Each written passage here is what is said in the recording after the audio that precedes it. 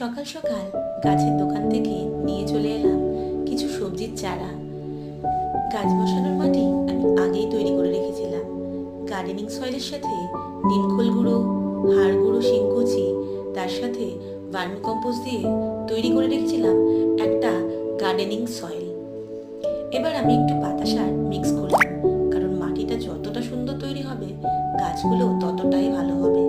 এরপর একটা 12 ইঞ্চির গ্রো ব্যাগ নিয়ে মাটিটার মধ্যে দুটো গর্ত করে আমি একে একে দুটো কপি গাছ বসিয়ে দেবো। গাছগুলো বসানোর পরে গাছে সুন্দর করে মাটি দিয়ে ঢেকে তারপরে দিয়ে দিলাম একটু জল। এইভাবেই আমি সম্পূর্ণ জৈব পদ্ধতি অবলম্বন করে গাছগুলো বসাই। ভিডিওটা ভালো লাগলে লাইক শেয়ার করার অনুরোধ রইল। ধন্যবাদ।